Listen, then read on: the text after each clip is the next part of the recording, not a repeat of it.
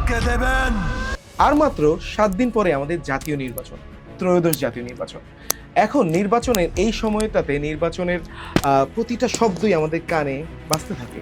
মার্কাটা কি, তারপরে ballot paper, এরপরে ইশতেহার দিল কোন দল কোনটা, তফসিল কবে প্রকাশ করবে নির্বাচন কমিশন, এই শব্দগুলো আমাদের মাথায় কি গিরগিজ করে। এইরকমই শব্দ নিয়ে আমাদের আজকের আয়োজন।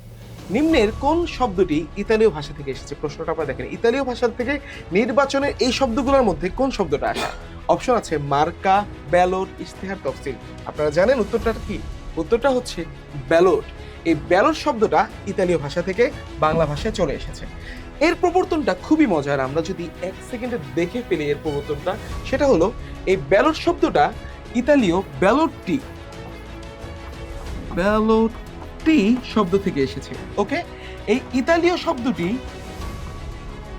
বিবর্তিত হয়ে চলে গিয়েছে ফ্রেঞ্চ ভাষাতে, তখন হয়ে গেছে ব্যালটটা।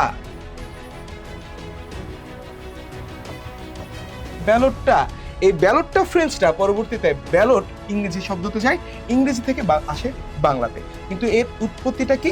উৎপত্তির মেন যে রুটটা বা শাখাটা, মূলটা, সেটা হচ্ছে ইতালীয় ব্যালট শব্দ। ওকে, আর এই ব্যালট শব্দের অর্থ হচ্ছে ছোট বল, ছোট বল। এই ছোট বলগুলো আগে ইতালিতে নির্বাচনের কাজে ব্যবহার করত রোমান সাম্রাজ্য। সেই রোমান সাম্রাজ্যের এই ছোট বল থেকেই আমাদের ব্যালট শব্দটি এসেছে। অপশনে বাকি শব্দগুলো ব্যাখ্যাও জেনে আসি।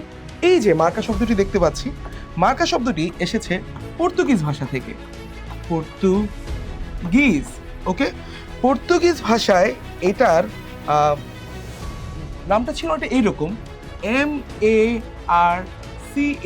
এই মার্কা শব্দের অর্থ হলো চিহ্ন বা ছাপ।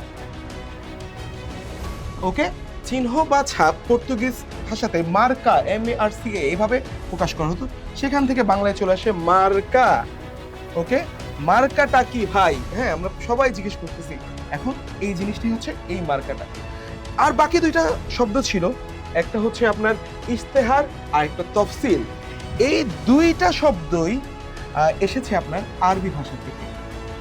আরবি, হ্যাঁ, আরবি ইশতেহার আর তফসিল, এই দুইটা শব্দ থেকেই এই শব্দগুলো বাংলা ভাষাতে চলে এসেছে।